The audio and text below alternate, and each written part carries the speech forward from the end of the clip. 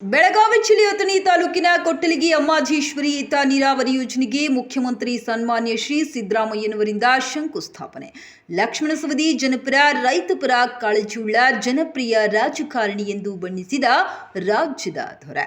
ಮಾಜಿ ಉಪಮುಖ್ಯಮಂತ್ರಿಗಳು ಅಥಣಿ ಮತಕ್ಷೇತ್ರದ ಶಾಸಕರಾದ ಲಕ್ಷ್ಮಣ ಸವದಿಯವರು ರೈತಪರ ಜನಪರ ಕಾಳಜಿಯುಳ್ಳ ಜನಪ್ರಿಯ ನಾಯಕರಾಗಿದ್ದಾರೆ. ರೈತರ ಕಲ್ಯಾಣಕ್ಕಾಗಿ ಅವರು ಅಥಣಿ ಮತಕ್ಷೇತ್ರವನ್ನು ಸಂಪೂರ್ಣ ನೀರಾವರಿ ಮಾಡಲು ಶ್ರಮಿಸಿದ್ದಾರೆ. ಈಗ ಕೊಟ್ಟಲಿಗಿ ಅಮ್ಮಾಜೇಶ್ವರಿ ಏತ ನೀರಾವರಿ ಯೋಜನೆಗೆ ಸುಮಾರು 1,486 ಕೋಟಿ ರೂಪಾಯಿ ಅನುದಾನದಲ್ಲಿ ಕಾಮಗಾರಿಗೆ ಚಾಲನೆ ನೀಡಿದ್ದು, ಇದು ಈ ಭಾಗದ ರೈತರ ನೀರಾವರಿ ಸಮಸ್ಯೆ ನೀಗಿಸಿ ಅವರ ಬಾಳಲ್ಲಿ ಹೊಸ ಬೆಳಕು ಮೂಡಿಸಲಿದೆ.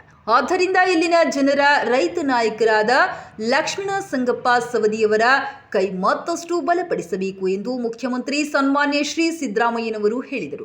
ಅವರು ಇಂದು ಅಥಣಿ ತಾಲೂಕಿನ ಕೊಟ್ಟಲಿಗಿ ಗ್ರಾಮದಲ್ಲಿ ಜರುಗಿದ ತಾಲೂಕಿನ ಪೂರ್ವ ಭಾಗದ 10ಕ್ಕೂ ಹೆಚ್ಚು ಹಳ್ಳಿಗಳ ಸುಮಾರು 70,000 ಎಕರೆಗೂ ಹೆಚ್ಚಿನ ಪ್ರದೇಶದ ಜಮೀನುಗಳಿಗೆ ನೀರಾವರಿ ಸೌಲಭ್ಯ ಕಲ್ಪಿಸಿರುವ ಹಾಗೂ 13ಕ್ಕೂ ಹೆಚ್ಚು ಕೆರೆಗಳಿಗೆ ನೀರು ಒದಗಿಸಲಿರುವ ಸುಮಾರು 1,486 ಕೋಟಿ ರೂಪಾಯಿ ವೆಚ್ಚದ ಮಹತ್ವಾಕಾಂಕ್ಷಿ ಬೃಹತ್ ನೀರಾವರಿ ಯೋಜನೆಯಾದ ಕೊಟ್ಟಲಿಗಿ ಅಮ್ಮಾಜೇಶ್ವರಿ ಏತ ನೀರಾವರಿ ಯೋಜನೆಗೆ ಶಂಕುಸ್ಥಾಪನೆ ನೆರವೇರಿಸಿ ಮಾತನಾಡಿದರು. ಕಾಂಗ್ರೆಸ್ ಪಕ್ಷ ಗ್ಯಾರಂಟಿ ಯೋಜನೆಗಳಿಂದ ಬಡವರಿಗೆ, ಹಿಂದುಳಿದವರಿಗೆ, ರೈತರಿಗೆ ಬಹಳಷ್ಟು ಅನುಕೂಲವಾಗಿದೆ. ಆದ್ದರಿಂದ ಮುಂಬರುವ ಲೋಕಸಭೆ ಚುನಾವಣೆಯಲ್ಲಿ ಕಾಂಗ್ರೆಸ್ ಪಕ್ಷವನ್ನು ಬೆಂಬಲಿಸುವಂತೆ ಜನರಲ್ಲಿ ಮನವಿ ಮಾಡಿದರು.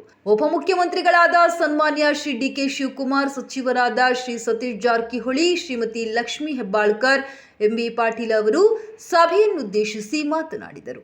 ಮಾಜಿ ಉಪಮುಖ್ಯಮಂತ್ರಿಗಳು ಅಥಣಿ ಮತಕ್ಷೇತ್ರದ ಶಾಸಕರಾದ ಸನ್ಮಾನ್ಯ ಶ್ರೀ ಲಕ್ಷ್ಮಣ ಸಂಗಪ್ಪ ಸವದಿಯವರು ಪ್ರಾಸ್ತಾವಿಕವಾಗಿ ಮಾತನಾಡಿದರು. ಸಚಿವರಾದ ಶ್ರೀ ಆರ್.ಬಿ. ತಿಮ್ಮಾಪುರ, ಸರ್ಕಾರದ ಮುಖ್ಯ ಸಚೇತಕ ಶ್ರೀ ಅಶೋಕ್ ಪಟ್ಟಣ, ವಿಪ ಸದಸ್ಯರಾದ ಚನ್ನರಾಜ ಹಟ್ಟಿಹೊಳಿ, ಕುಡುಚಿ ಶಾಸಕರಾದ ಮಹೇಂದ್ರ ತಮ್ಮಣ್ಣವರ, ಚಿಕ್ಕೋಡಿ ಜಿಲ್ಲಾ ಕಾಂಗ್ರೆಸ್ ಅಧ್ಯಕ್ಷ ಶ್ರೀ ಲಕ್ಷ್ಮಣರಾವ್ ಚಿಂಗ್ಳೆ ಸೇರಿದಂತೆ ಮತ್ತಿತರರು ಗಣ್ಯಮಾನ್ಯರು ವೇದಿಕೆ ಮೇಲೆ ಉಪಸ್ಥಿತರಿದ್ದರು. ಅಥಣಿ ಮತಕ್ಷೇತ್ರದಲ್ಲಿನ ವಿವಿಧ ಮುಖಂಡರು, ಮಹಿಳೆಯರು, ರೈತ ಬಾಂಧವರು ಅಪಾರ ಸಂಖ್ಯೆಯಲ್ಲಿ ಪಾಲ್ಗೊಂಡಿದ್ದು ಬೃಹತ್ ಕಾರ್ಯಕ್ರಮದ ಯಶಸ್ವಿಗೆ ಸಾಕ್ಷಿಯಾಯಿತು. ಗಾಂಧೀಜಿಯವರು ಕಾಂಗ್ರೆಸ್ನ ನಾಯಕತ್ವ ವಹಿಸಿಕೊಂಡ ಜಾಗ, ಅಲ್ಲಿಗೆ ಹೋಗಿ ಆ ಬಾವಿಯಿಂದ ನೀರು ತೆಗೆದು ಆ ಗಾಂಧಿ ಬಾವಿಯಿಂದ ಬೆಳಗಾವಿ ನೀರು ಚೆಲ್ಲಿ ಕಸದಲ್ಲಿ. ಬೆಳಗಾವಿ ಜಿಲ್ಲಾ KTV ನ್ಯೂಸ್ ವರದಿಗಾರ ವೀರಭದ್ರ ಕೋರೆ.